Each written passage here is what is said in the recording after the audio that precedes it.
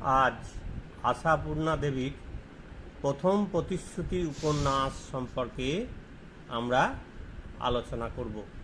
তো প্রথমেই মাথায় রাখবে যে প্রথম প্রতিশ্রুতি উপন্যাস একটা বিশাল মাপের উপন্যাস। তো এই উপন্যাসটার সামগ্রিক কাহিনীকে অতি সংক্ষিপ্ত আকারে আমি তুলে ধরার চেষ্টা করব। আশা করি তোমরা ভিডিওটা শেষ পর্যন্ত দেখবে এবং তাহলেই তোমরা প্রথম প্রতিশ্রুতি উপন্যাস সম্পর্কে একটা স্বচ্ছ ধারণা পেয়ে যাবে। তাহলে শুরু করা যাক উপন্যাসের মূল কাহিনী। তথাকথিত বিদ্যালয় কিংবা বিশ্ববিদ্যালয়ের কাগুজে শিক্ষালাভ না করেও সাধারণ বাঙালি মধ্যবিত্ত ঘরের কন্যা ও বধূ হিসাবে অবস্থান করেও সংসারের জটিল আবর্তের মধ্যে থেকেই আশাপূর্ণা দেবী হয়ে উঠেছিলেন স্বশিক্ষিত। না, শুধু স্বশিক্ষিতই নয়, 20 শতকের বাংলা উপন্যাসের ব্যতিক্রমী ঔপন্যাসিক। এই ব্যতিক্রম শুধুমাত্র সমকালীন উচ্চশিক্ষিত অনুরূপা দেবী কিংবা ইন্দিরা দেবী প্রমুখ লেখিকাকুলের প্রেক্ষিতেই বিচার্য নয়। তার এই বিরল কৃতিত্বের পিছনে রয়েছে তার বহু বিচিত্র পর্যবেক্ষণ শক্তি ও গভীর মনন। আশাপূর্ণা দেবীর লেখনীর সবিশেষ কৃতিত্ব সমকালীন নারী সমাজ ও বহু বিচিত্র নারী চরিত্রের শিল্প সার্থক চরিত্রায়ন এবং অবশ্যই সে নারী চিরন্তন পুরুষ শাসিত সমাজ সংস্কারে অত্যাচারিত বন্ধন মুক্তির আকাঙ্ক্ষায় সদা জাগ্রত।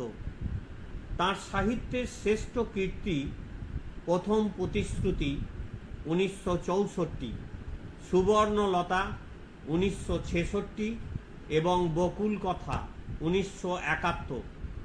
এই ট্রিলজি অর্থাৎ ত্রিলেখ উপন্যাসও তাঁর ব্যতিক্রম নয়।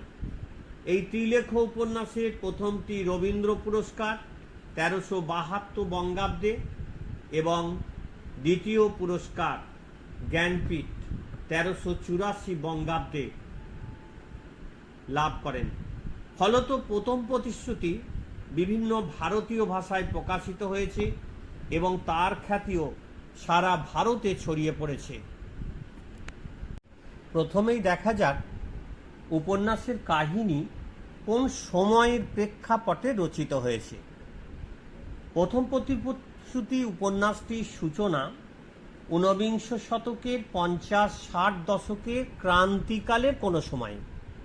কেননা উপন্যাসে বর্ণিত কেন্দ্রীয় নারী চরিত্র তথা উপন্যাসের নায়িকা সত্যবতী যখন কলকাতায় আসে তখন ঘোড়ার টানা ট্রাম গাড়ি চালু হয়েছে, এটা উপন্যাসে বলা রয়েছে। আমরা জানি ইতিহাস বলছে কলকাতায় ঘোড়ায় টানা ট্রাম গাড়ি চালু হয়েছে 1880 খ্রিস্টাব্দে। সুতরাং একথা বলা যায় 2 সন্তানের মা সত্যবতী যখন কলকাতায় আসছে তখন তার বয়স 19 থেকে 21-এর কাছাকাছি। তাহলে দেখতে পাচ্ছি সত্যবতীর জন্ম 1859 থেকে 61-র কাছাকাছি কোনো সময়। আর সত্যবতী তো তার বাবার বেশি বয়সের সন্তান, কারণ উপন্যাসে বলা রয়েছে একটা জায়গায় বয়স প্রায় 30 পার হতে চলল, এ বয়সে কে আমাকে কন্যাদান করবে। রামকালীর এই কথা থেকেই আমরা বুঝতে পারি যে রামকালীর বয়স তখন 30 পার হয়ে গেছে। তাহলে উপন্যাসের কাহিনীর সূত্রপাতও মোটামুটি 19বিংশ শতকের মাঝামাঝি অতিক্রমণের কোনো সময়। সত্যবতীর কিশোরী জীবন থেকে উপন্যাসের শুরু বলা যায়, তবে তার আগে সত্যবতীর পিতা রামকালীর পূর্ব জীবন সম্বন্ধে একটা ছোট্ট উপাখ্যান আছে। এই উপাখ্যানটিকে উপন্যাসের ভিত্তিভূমিও বলা যেতে পারে। এবারে আমাদের জানতে হবে উপন্যাসের উপজীব্য কি। আমরা আমাদের কাহিনী মনে রাখার সুবিধার্থে কতগুলো সাব পয়েন্টে ভাগ করে নিয়ে বিভিন্ন অ্যাঙ্গেল থেকে কাহিনীটাকে মনে রাখার চেষ্টা করব। তাহলে আমাদের কতগুলো পয়েন্টসকে আমরা ধরে নিই। প্রথমেই আমরা দেখি উপন্যাসের উপজীব্যটা কি, অর্থাৎ মূল কাহিনীটা কি নিয়ে লেখা, সেটা সম্পর্কে আমরা দু এক কথা আগে বলে নিই, তবে আমরা উপন্যাসের কাহিনীতে ঢুকতে পারব। ঊনবিংশ শতকের বাঙালি পরিবারের অন্তঃপুরের যে কাহিনী আশাপূর্ণা দেবী প্রথম প্রতিশ্রুতিতে উপজীব্য করেছেন তা মূলত উচ্চবিত্ত ও উচ্চবর্ণ হিন্দু পরিবারের। ইংরেজি শিক্ষার অভিঘাতে সমাজ ও রাষ্ট্র ব্যবস্থার পরিবর্তনের ফলে বাঙালি পরিবারগুলিতেও যে পরিবর্তন সূচিত হতে শুরু করেছিল, সেই অবস্থান্তরের কথাই উপন্যাসে ফুটে উঠেছে। বিশেষত পুরুষ সর্বস্ব ঐতিহ্যের একমুখীনতার বিপরীতে গিয়ে আবহমান পুরুষতান্ত্রিক সমাজের এতদিনকার প্রচলিত ব্যবস্থার মধ্যে থেকেও নারীর আত্ম উন্মোচনের, নারীর আত্মপ্রতিষ্ঠার, আত্মনির্মাণের দহন ও যন্ত্রণাময় ইতিহাসকেই তিনি রূপ দিয়েছেন প্রথম প্রতিশ্রুতি উপন্যাসে। ভূমিকাতে লেখিকা জানিয়েছেন, বহির্বিশ্বের ভাঙাগড়ার কাহিনী নিয়ে রচিত হয় বিগতকালের ইতিহাস। আলো আর অন্ধকারের পৃষ্ঠপটে পটে উচ্চকিত সেই ধ্বনিমুখর ইতিহাস পরবর্তী কালের জন্য সঞ্চিত রাখে প্রেরণা, উন্মাদনা, রোমাঞ্চ। কিন্তু স্তিমিত অন্তঃপুরের অন্তরালেও কি চলে না ভাঙাগড়ার কাজ? সেখান থেকে রংবদল হয় সমাজের, যুগের, সমাজ মানুষের মানসিকতার। বাংলাদেশের সেই অবজ্ঞাত অন্তঃপুরে নিভৃতে প্রথম যারা বহন করে এনেছেন প্রতিশ্রুতির স্বাক্ষর, এই গ্রন্থ সেই অনামী মেয়েদের একজনের কাহিনী। তাহলে বোঝা গেল প্রথম প্রতিশ্রুতি উপন্যাস সম্পর্কে আশাপূর্ণা দেবী নিজেই বলেছেন যে এটা অনামী মেয়েদের একজনের কাহিনী। আবার বলছেন আশাপূর্ণা দেবী নিজের ভাষায় বলছেন যেটা যে সত্যবতীর গল্প। আবার একথাও বলেছেন, গল্প বলতে চাও গল্প, সত্যি বলতে চাও সত্যি। কিন্তু না, শুধু সত্যবতী নয়, কারণ উপন্যাসে সত্যবতী ছাড়াও আরো 28 জন নারীর কথা বলা আছে। অর্থাৎ উপন্যাসে মোট 29 জন নারী চরিত্র রয়েছে। সেই 29 জন নারী চরিত্রের জীবন কথাই উপন্যাসে বর্ণিত হয়েছে। কারণ এই উপন্যাস সেকালের অন্তঃপুরে নারী মহলের বিচিত্র দলিল, সমাজ দলিল। সত্যবতী যার মুখপাত্র, এই সত্যবতীর বিকাশ ও গড়ে ওঠা কিন্তু একদিনে হয়ে ওঠেনি। কারণ বালিকা সত্যবতী থেকে পূর্ণাঙ্গ নারী সত্যবতীতে উত্তরণের পথে যে বিদ্রোহ আন্দোলন, এই সমাজ থেকে সমাজের প্রচলিত সংস্কার ভাঙতে ভাঙতে তার সমিত সংগ্রহ করেছে সত্যবতী আর পিতা রামকালী চাটুর্যের দৃঢ় চরিত্র তার মানস গঠনে প্রচ্ছন্ন মদত দিয়েছে মাত্র। মূলত প্রথম প্রতিশ্রুতি তৎকালীন সমাজের এক নিখুঁত দলিল। উপন্যাসটিতে যেমন সমকালীন সমাজের সংস্কার, কুসংস্কারগুলির প্রতি দৃষ্টিপাত দেওয়া হয়েছে, তেমনি সেই সব কুসংস্কারের পরিবর্তন ও পরিবর্জনের দিকটাও প্রতিফলিত হয়েছে। এবার আমরা উপন্যাসের কাহিনীটাকে মাথায় রাখবো কতগুলো সূত্রকে সামনে রেখে। প্রথমে কাহিনী সূত্র হচ্ছে বাল্যবিবাহ, অর্থাৎ বাল্যবিবাহ নিয়ে যে কাহিনী উঠে এসেছে সেটাকে আগে আমরা স্মরণ করি। তৎকালীন সমাজের বাল্যবিবাহ অর্থাৎ গৌরীদান প্রথা প্রচলিত থাকায় মেয়েদের বিয়ের পরেও একটা সময় পর্যন্ত বাবার বাড়িতেই থাকতে হতো। মূলত আচার বিচার, বিধিনিষেধ, সাংসারিক কাজকর্ম সরগড় করে শ্বশুরবাড়ির উপযুক্ত করে তোলাই এর উদ্দেশ্য ছিল। অবশ্য জোর করে, খোঁটা দিয়ে, কখনো বা গালমন্দ করে হাতে নাতে কাজ শিখিয়ে নিয়ম রীতিতে অভ্যস্ত করা উদ্দেশ্য হলেও বাপের ঘরে মেয়েদের কোনো অসুবিধা হতো না। কিন্তু শ্বশুর বাড়িতে এই বাল্যবধূ বা অল্প বয়সী বধূদের দুর্গতির অন্ত ছিল না।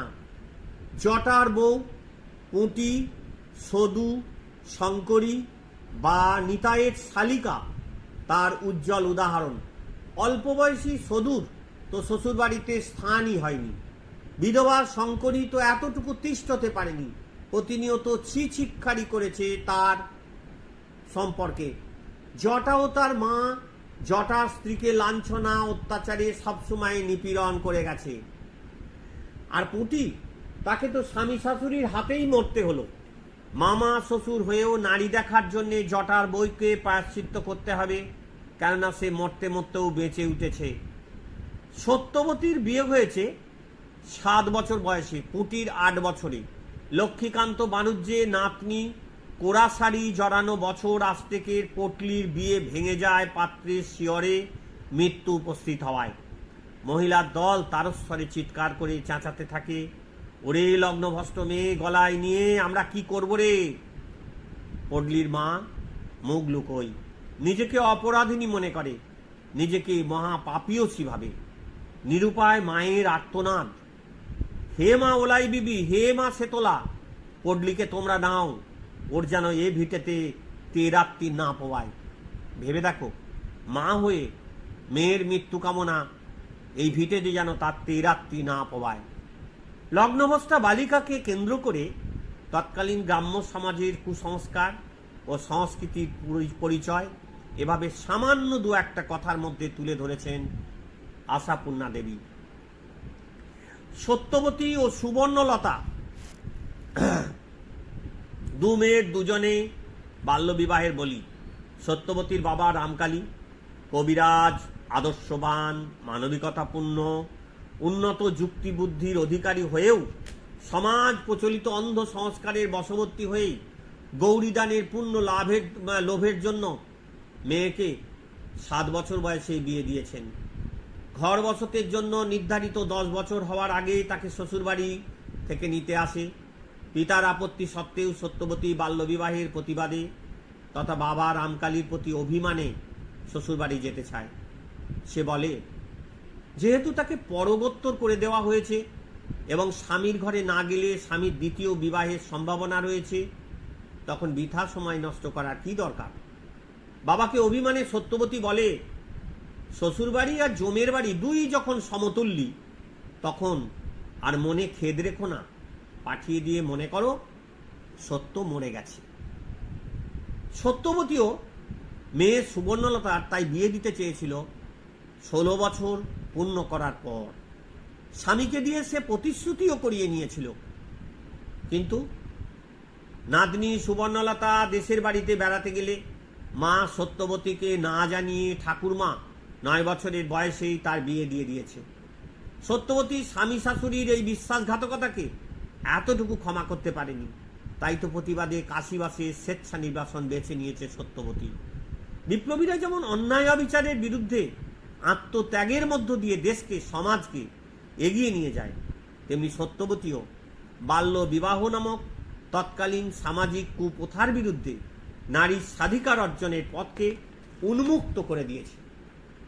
এরপর সেকেন্ড বিষয়ে আসছি, কৌলিন্য প্রথা ও বহুবিবাহ। সেকালে কৌলিন্য প্রথা ও বহুবিবাহ প্রথাও প্রচলিত ছিল। রাসুর দ্বিতীয় বিবাহকে কেন্দ্র করেই উপন্যাসে তা দেখানো হয়েছে। ব্রাহ্মণের জাত রক্ষার মহৎ কর্তব্য এবং বালিকা পটলিকে লগ্নভ্রষ্টা থেকে বাঁচানোর জন্য রামকালী চাটুর্যে বিবাহিত পুত্রের জনক ভাতুষপুত্র রাসুকে ধরে নিয়ে এসে দ্বিতীয়বার বিয়ের পিঁড়িতে বসিয়েছে। লগ্নভ্রষ্টত্বের হাত থেকে বাঁচাতে গ্রামের প্রতিশোধ স্পর্ধী বৃদ্ধ সমাজপতি রামহরি যখন পটলির ঠাকুরদাদাকে তার থেকেও 5-7 বছরের বড় দয়াল মুখুজ্জের সঙ্গে বিয়ের পরামর্শ দেয়, এমনকি দয়ালের সঙ্গে বিয়ে না দিলে একঘরে করার ভয় দেখায়, তখন রামকালী ভাতুষপুত্র রাসুকে বিয়ের পিঁড়িতে বসায়। এ বিষয়ে তার প্রথমা পত্নীর কোনো মতামতের প্রয়োজন মনে করেননি, এমনকি সংবাদে পত্নী সারদার কান্নাকাটি করাটাকেও কেউ আমল দেয়নি। রাসুর মা পুত্রবধূর কথা ভেবে ব্যথিত হলেও মোক্ষদার মনে হয়, স্বামী কি মন্ডা মিঠায়, যে একলা আস্তটা না খেতে পেলে পেট ভরবে না, ভাগ হয়ে গেলে প্রাণ ফেটে যাবে, ছি ছি। সেকালে নারীরাও বহু বিবাহ সমর্থন করত, তার দৃষ্টান্ত পাওয়া যায় উপন্যাসে।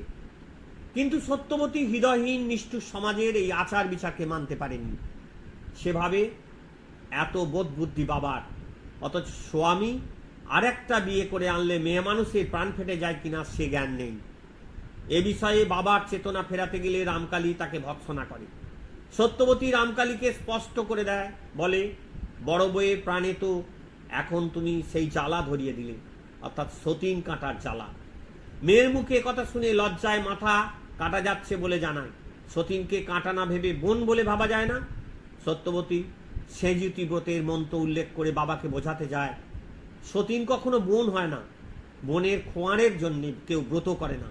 ক্রোধে বিস্ময়ে তিনি মেয়েকে সেঁজুতি ব্রত করতে নিষেধ করেন। কিন্তু সত্যবতী প্রশ্নের পর প্রশ্ন তুলে পিতাকে জর্জরিত করে। পিতার ধমক কানে না তুলে বলে, কেউ যদি আত্মঘাতী হবে বলে প্রতিজ্ঞা করে, কারোর সাধ্য আছে আটকায়? এইভাবেই কিন্তু সত্যবতী বারবার প্রতিবাদ জানিয়ে এসেছে। এইবারে আমরা কাহিনীটাকে মনে রাখবো 51বর্তী পরিবারের প্রেক্ষিতে। প্রথম প্রতিশ্রুতি উপন্যাসের শুরুতেই একটা 51বর্তী পরিবারের চিত্র এঁকেছেন আশাপূর্ণা দেবী। যে পরিবারের অন্তর্কেন্দ্রে আছে উপন্যাসের কেন্দ্রীয় নারী সত্যবতী। তার মা ভুবনেশ্বরী, ঠাকুরমা দিনতারিণী, রামকালীর পিসিমা মোক্ষদা ও কাশেশ্বরী। জ্ঞাতি সম্পর্কে ঠাকুরমা শিবজয়া ও নন্দরানী, সমবয়সী পিসি পুণ্যি, জ্ঞাতি সম্পর্কিত পিসি শশীতারা, জেঠি অভয়া, জ্যাঠাতো বৌদি শারদা ও পটলি, কাশীশ্বরী নাথবৌ শঙ্করী। আর পুরুষের মধ্যে সত্যবতীর পিতা রামকালী, বাবার বৈমাত্রীয় ভাই কুঞ্জ, সত্যবতীর জেঠতুতো দাদা রাসু এবং নেরু। অর্থাৎ পরিবারের 13 জন মেয়ে এবং 4 জন পুরুষ। পুরুষের তুলনায় মেয়েদের এই সংখ্যাধিক্য তৎকালীন সমাজে শ্বশুর বাড়িতে নারী নির্যাতনেরই একটা দিক।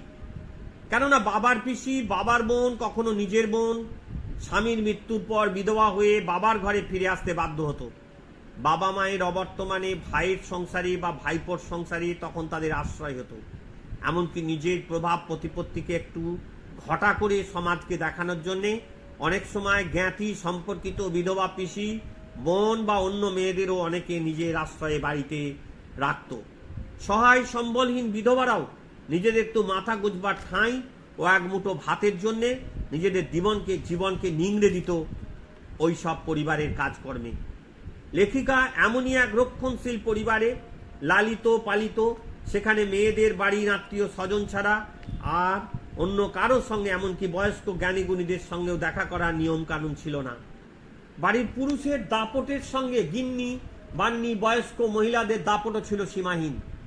মেয়েদের প্রায়শই ভয় তরাসে মাথা নিচু করে থাকতে হতো। বিশেষত অল্প বয়সী নতুন বউদের দুর্ভোগ ছিল সীমাহীন। সমাজে পরিবারে নারীর এই অবিচার, অসাম্য, অন্যায়, অনুশাসনকেই আশাপূর্ণা দেবী তুলে ধরলেন প্রথম প্রতিশ্রুতি উপন্যাসে। এবার আমরা আসছি রান্নাঘর অর্থাৎ হেঁসেলে নারীরা। রামকালীর অন্দরমহলের একটা দৃশ্য। দিনতারিণী নিরামিষ ঘরে রান্না করছিলেন। এই নিরামিষ হেঁসেলের দাওয়ায় ওঠার অধিকার সত্যবতীর কেন? বাড়ির কারো নেই, কেবলমাত্র যারা নিরামিষে অধিকারী তাদেরই আছে। বিধবাদের আহারে বিহারেও যে সমাজের বিধিনিষেধের বাড়াবাড়ি ছিল তা লক্ষ্য করা যায়। আবার বিধবারাও যে পরিচ্ছন্নতায় সূচিপায়গ্রস্ত ছিল তাও লক্ষ্য করা যায়। কারণে অকারণে সুচিতার বাতিক দেখাতে তাদের স্নান, গোবর লেপার মতো কাজ করতে হতো বারে বারে। রামকালীর অন্দরমহলে হেসেল থেকে ঘাট পর্যন্ত পথ আছে, যাতে তাদের দরকার মতো দিনতারিণী, মোক্ষদা, শিবজয়ারা স্নানাদির পর সরাসরি হেসেলে আসতে পারে। এরা ঘোড়া নিয়ে ঘাটে যায়, স্নান সেরে ঘোড়া ভরে ভিজে কাপড়ে ওই সিঁড়িঘাট দিয়ে চলে আসে। রান্নাঘরে দেওয়ালেই তাদের কাপড় চোপড় শুকোয়, কারণ রাতে তো আর এ ঘরে রান্নাপার নেই। রান্নাঘরের দেওয়ালে তাদের আটপৌরে কাপড় চোপড়ে শুকানোর ব্যবস্থা, যেখানে ইতস্তত খেলে বেড়ানো কচি কাচাদের ছোঁয়া থেকে বস্তাদি নিরাপদ থাকবে। সংসারের হেঁসেলের শুদ্ধতা রক্ষার ভার মোক্ষদার হাতেই, কেননা মোক্ষদার সতর্ক দৃষ্টি সব দিকেই এবং সে সামর্থ্যবতীও বটে। হেঁসেলে তো আছেই মেয়েরা সারাদিন কোনো না কোনো কাজে ব্যস্ত থাকতো। নিজেদের নিয়ে এদের ভাববার কোনো ফুসরুত ছিল না। দেখতে পাই মোক্ষদা একাদশী বা পূর্ণিমার দিনে রান্নার ফাঁকে আমসত্ত্ব, আচার, বড়ি, নাড়ু, মোয়া ইত্যাদি তৈরিতে ব্যস্ত থাকতো। কখনো বা ভাড়ার ঘর পরিষ্কার পরিচ্ছন্ন করছে, কাজের নেশাই যেন এদের জীবনের মানে। একাদশীর দিন অরন্ধন, ফলে উনুনের ছুটি, কিন্তু মোক্ষদাদের ছুটি নেই। তাই বুঝতে পারছি আমরা এক একটা প্রেক্ষাপটে কিভাবে উপন্যাসের কাহিনী উঠে এসেছে। এবার আমরা বলছি বিধবা বিবাহের দিক থেকে। শঙ্করী বাল্য বিধবা, বৈধব্যের জীবনাচারে অভ্যস্ত হলেও চূড়ান্ত সংযম ছিল না তার। নগেন নামে এক পুরুষ তার মনকে টানত। পরিবারের অন্যরাও এর আভাস পায়, ফলে তাকে গলায় দড়ি দিয়ে মরবার পরামর্শ দেয় মেয়েরা। একদিন ঘাট থেকে আসতে একটু দেরি করেছে, লক্ষ্মীর ঘরে সন্ধ্যা দিতে পারেনি, এই জন্যে তাকে অকথ্য গালিগঞ্জনা সহ্য করতে হয়েছে।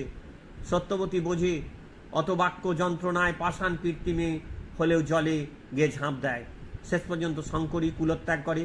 বিবাহ করার প্রতিশ্রুতি নিয়ে নগেন বাল্য বিধবা শঙ্করীকে রামকালীর অন্দরমহল থেকে বের করে আনে, বিয়েও করে, কিন্তু সন্তান সম্ভাবনা হলে তাকে পরিত্যাগ করে। বিধবা বিবাহ তখন প্রচলিত হয়েছে ঠিকই, কিন্তু সমাজ তখনও সেই বিবাহকে মর্যাদা দিতে শেখেনি। তাছাড়া তার বিয়ে তো হয়েছে নামমাত্র। তদুপরি অন্তঃসত্ত্বা অবস্থায় স্বামী তাকে পরিত্যাগ করেছে। এহেন মায়ের সন্তান সমাজে সুস্থ সামাজিক জীবনযাপন তৎকালে খুবই কঠিন এবং সংকটের। তাছাড়া সন্তান যদি হয় মেয়ে, তাহলে তো কথাই নেই, তার বিয়ে দেওয়া তো আরো কঠিন।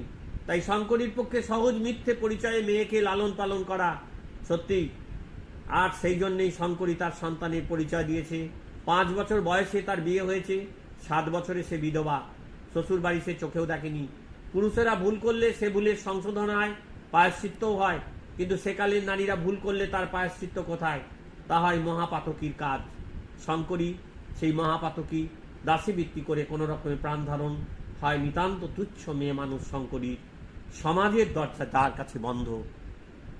কিন্তু সত্যবতী শঙ্করী ও তার মেয়েকে নিজের কাছে রাখতে চেষ্টা করলে নবকুমার সত্যবতীকে জানায়, না না, এসব কেচ্ছা কেলেঙ্কারি আমার বাড়িতে ঢোকানো চলবে না। মা শুনলে আর আমার মুখ দেখবে না, না তোমার হাতে জল খাবে। সত্যবতীর স্বামী নবকুমারের কথা থেকে বোঝা যায় গ্রাম্য সমাজের শঙ্করীদের মতো মেয়েরা কত গর্হিত ও পাতকী ছিল। অবশ্য সত্যবতী কলকাতায় থাকাকালে শঙ্করীর মেয়ে সুহাসিনীকে তার নিজের সংসারে ঠাঁই দিয়েছে। গ্রামে থাকাকালে যা মোটেই সম্ভব হতো না। তৎকালীন সমাজে বিধবা বিবাহ প্রচলিত হলেও গ্রামের সমাজের সংস্কারাচ্ছন্ন দিকটি আশাপূর্ণা দেবী অতি দক্ষতার সঙ্গে তুলে ধরেছেন। এরপরে আসছি আমরা নারী শিক্ষার দিক থেকে উপন্যাসটিকে কিভাবে তিনি কাহিনীটাকে তুলে ধরেছেন। 19 শতকে মেয়েদের শিক্ষা ও ইংরেজি শিক্ষার বিষয়টিকে প্রবলভাবে সমাজকে নাড়া দিয়েছিল। উপন্যাসের সময়কাল অর্থাৎ 19 শতকের দ্বিতীয়ার্ধ বাঙালি জীবনের এক গুরুত্বপূর্ণ সময়। এ সময় থেকেই তো আধুনিকতার দিকে যাত্রা শুরু বাঙালির। কালীকৃষ্ণ মিত্র, নবীন কৃষ্ণ মিত্র ভ্রাতৃদ্বয়ের চেষ্টায় 1847 খ্রিস্টাব্দে প্রথম বালিকা বিদ্যালয় প্রতিষ্ঠা হয়েছে কলকাতার সন্নিকটে বারাসাতে। ঈশ্বরচন্দ্র বিদ্যাসাগর ও মদনমোহন তর্কালঙ্কারের সাহায্যে বেতুন সাহেব মেয়েদের শিক্ষাকল্পে বিদ্যালয় স্থাপন করেছেন। 1858 খ্রিস্টাব্দের মধ্যে বিদ্যাসাগর মহাশয় বর্ধমান, মেদিনীপুর, নদিয়া, হুগলির বিভিন্ন স্থানে 35টির উপর বালিকা বিদ্যালয় প্রতিষ্ঠা করে ফেলেছেন। কিন্তু চেতনার অনগ্রসরতা ও কুসংস্কারের ফলে নারী শিক্ষা তেমন গতি পায়নি। যদিও বাঙালির শিক্ষা দীক্ষা, ধর্মকর্ম, চালচলন, কথাবার্তা, বিশ্বাসে অবিশ্বাসে প্রায় সবখানেই পরিবর্তিত পরিস্থিতির ছোঁয়া লেগেছে। বাঙালি ছেলেদের ক্ষেত্রে শিক্ষার প্রসার শুরু হয়েছে, কিন্তু মেয়েদের ক্ষেত্রে নয়, যেহেতু শাস্ত্রে স্ত্রী শিক্ষার প্রসঙ্গ উল্লেখ নেই। তাছাড়া প্রচলিত সংস্কার মেয়েরা লেখাপড়া করলে ব্যভিচারিণী হবে, অবজ্ঞা করবে স্বামী গুরুজনদের, পুরুষদের। এমনকি এমন ধারণাও সমাজে বদ্ধমূল ছিল যে মেয়েরা লেখাপড়া শিখলে, শিক্ষিত হলে বিধবা হবে। তাছাড়া বাল্যবিবাহ প্রচলিত থাকায় মেয়েদের লেখাপড়া শেখা তেমন হয়ে উঠত না। দীর্ঘদিনের প্রচলিত এই সংস্কার মেয়েদের শিক্ষার অন্তরায়। প্রথম প্রতিশ্রুতি উপন্যাসে দেখি, নেরুর লেখা তালপাতায় বালিকা সত্যবতী হাত ঠেকানোয় তার অপরাধ হয়েছে। এই অপরাধ নেরু সবাইকে জানিয়ে সত্যবতীকে জব্দ করতে চেয়েছে। নেরু জানায়, ভগবানের নির্দেশ, নারায়ণ পুজোয় যেমন তেমনি লেখাপড়ার মতো ভালো কাজে মেয়েদের কোনো অধিকার নেই। এতে মেয়েদের দৃষ্টিশক্তি হারাতে হয়। নেরুর কথায় বালিকা সত্যবতী একটুও ভয় পায় না, বরং দৃঢ়কণ্ঠে জানিয়ে দেয় সেও লিখতে পারে, এবং নেরুর একটি তালপাতায় সে লিখেও দেখায়। কুসংস্কারাচ্ছন্ন রক্ষণশীল এতদিনের প্রথাগত লক্ষণ রেখা ভেঙে দেয় সত্যবতী। অন্যেরা পাপ হবার আশঙ্কায় যখন প্রমাদ গুনতে থাকে, তখন সত্যবতী বলি স্বয়ং মা সরস্বতী নিজে মেয়ে মানুষ নয়? সকল শাস্ত্রের 60 শাস্ত্র 4 বেদ মা সরস্বতীর হাতে থাকে না? এই অকাট্য যুক্তির কাছে সবাই হতবাক, স্তব্ধ হয়ে যায়। এভাবেই সত্যবতীর মাধ্যমে কুসংস্কারের থেকে মেয়েদের মুক্ত হওয়ার মন্ত্র তাদের এতদিনের বদ্ধ দরজা জানলা খুলে দেয়। কারো সাহায্য ছাড়াই সত্যবতী নিজের ইচ্ছাতেই লিখতে শিখেছে, পড়তে শিখেছে। একথা জানার সঙ্গে সঙ্গে রামকালীর অন্তঃপুরে ছিচিকার পড়ে যায়। সকলের ভয় সত্যবতীর শ্বশুর বাড়িতে এ খবর জানাজানি হলে হয়তো বউকে পরিত্যাগ করবে। ফলে এতকালের সংস্কারাবদ্ধ মেয়েরা এর একটা বিহিত করবার জন্যে কঠোর শাস্তির দাবি নিয়ে রামকালীর কাছে আসে। কিন্তু কন্যার প্রতি মমত্ববোধে এবং শিক্ষা গ্রহণে তার আগ্রহ দেখে কন্যা সত্যবতীকে লেখাপড়ার সুযোগ দিতে চেয়েছেন রামকালী। নারী শিক্ষার মর্যাদা দিয়ে এভাবে তৎকালীন গ্রামীণ বাংলা সাংস্কৃতিক পরিবর্তনে সাহায্য করেছেন সত্যবতীর পিতা রামকালী চাটুর্যে। অন্যদিকে সত্যবতী যখন কলকাতাবাসী নবকুমারের শিক্ষক ব্রাহ্ম ভবতোষ মাস্টারের বিশেষ ভূমিকা দেখতে পাই নারী শিক্ষার ক্ষেত্রে, তিনি মনে করেন শুধু ঘর সামলানো মেয়েদের কাজ নয়, অবকাশকালে ঘরে বসে বসে লেখাপড়া চর্চা করাও অনেক ভালো কাজ। মেয়ে হয়েও মাস্টার ভবতোষবাবুর সঙ্গে সত্যবতী বারবার কথা বলেছে দেখে নবকুমার তাজ্জব বনে গেছে। গ্রামে মায়ের কাছে থাকলে এটা কোনো মতেই সম্ভব হতো না, এটা অনুভব করে বাহবাও দিয়েছে। কিন্তু যখন জানতে পারে সত্যবতী ভবতোষ মাস্টারের কাছে ইংরেজি শিখবে, তখন নবকুমার জ্যামুক্ত ধনুকের মতো ছিটকে উঠে বলেছে, হিন্দুর মেয়ে, মেলোচ্ছ অক্ষর, ছোঁয়া জাত, যাবারই নামান্ত। কিন্তু বেটা ছেলের কথা আলাদা। গ্রাম জীবনে, নাগরিক জীবনে আধুনিক শিক্ষা ছোঁয়া লাগলেও তখনও নারী শিক্ষা প্রথাগত কুসংস্কারের জালে আচ্ছন্ন ছিল। ভবতোষ মাস্টারের কাছে সত্যবতীর যে গভীর জ্ঞান লাভ করেছে, তারই ফলশ্রুতিতে শঙ্করীর অনাথ মেয়ের মনে সে জ্ঞানের আলো জ্বালাতে পেরেছে। তারই অভিভাবকত্বে সুহাসিনী এগিয়ে গেছে জ্ঞানের জগতে, পেয়েছে সঠিক শিক্ষা। স্কুলের দিদিমণি হয়ে নিজেকে সমাজের বুকে প্রতিষ্ঠা দিয়েছে, খুঁজে পেয়েছে আত্মপরিচয়। জীবনের শেষ প্রান্তে সত্যবতী শাশুড়ির কাছে হেরে গেলেও, নিজের মনের কাছে আঘাতে আঘাতে জর্জরিত হলেও এই নারী চেষ্টা করে গেছে প্রতিকূল পরিস্থিতিকে কাটিয়ে ওঠার জন্যে। আর তাকে সার্থকতা এনে দিয়েছে সুহাসিনী, যাকে সে নিজের মানসিকতা অনুযায়ী গড়ে তুলতে পেরেছে। উপন্যাসের শেষে সত্যবতী কাশিতে যাবার কথা বললেও বাবার বোঝা হয়ে না থাকার কথা বলেছে সৌদামিনীকে। অনেকদিন আগে সুবর্ণ যখন জন্মায়নি, পাঠশালা খুলে পড়ানো খেলা করতাম, মনে আছে তোমার ঠাকুরজি? আবার দেখব, সে খেলা ভুলে গেছি? না, মনে আছে। একটা মেয়ে মানুষের ভাত কাপড় চলে যাবে না তাতে? সত্যবতীর আত্মপ্রতিষ্ঠার এই সংগ্রাম সমগ্র উপন্যাসের পটে ছড়িয়ে রয়েছে। ঊনবিংশ শতাব্দীর নারীদের অন্দরমহলের দুঃখ দুর্দশার সঙ্গে শিক্ষা দীক্ষা থেকে বঞ্চিত হওয়ার দুঃখে দুঃখিত আশাপূর্ণা দেবী তাদের স্বাধীনভাবে বাঁচার জন্যে সত্যবতীকে হাজির করেছেন প্রতিবাদী রূপে, যার মাধ্যমে সমগ্র নারী সমাজকে উদ্বুদ্ধ করতে চেয়েছেন। আলোচনার শেষে বলতে চাই, প্রথম প্রতিশ্রুতিতে এককালের ইতিহাস আলোচনায় ট্রিলজি উপন্যাস অর্থাৎ প্রথম প্রতিশ্রুতি, সুবর্ণলতা, বকুল কথাকে ধরতে না পারলে আলোচনা সম্পূর্ণতা পায় না। কিন্তু এই তিনটি উপন্যাসের মাধ্যমে তিনি সংযোগ সূত্র রক্ষা করেছেন। নদী যেমন বছরের পর বছর প্রবাহিত হয়ে চলে, তেমনি কাল থেকে কালোত্তরে প্রবহমান চিন্তাস্রোত রামকালী থেকে সত্যবতী, সত্যবতী থেকে সুবর্ণ, সুবর্ণ থেকে বকুলে। সত্যবতীতে যে বিদ্রোহের বীজ ছিল তা প্রস্ফুটিত হয়ে অন্তঃপুরবাসীদের জীবনে আলোর সৃষ্টি করেছিল। সত্যবতীর এই ভরসায় সুবর্ণ বকুলে প্রসারিত, অর্থাৎ একটি পরম্পরা ধরা পড়েছে এই তিনটি উপন্যাসে।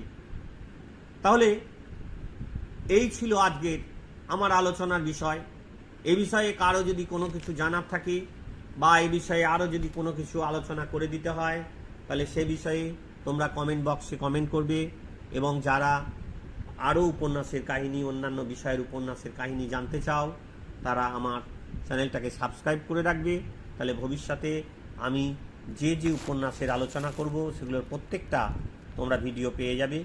আশা করি ভালো থাকবে, সুস্থ থাকবে। আজ এই পর্যন্তই।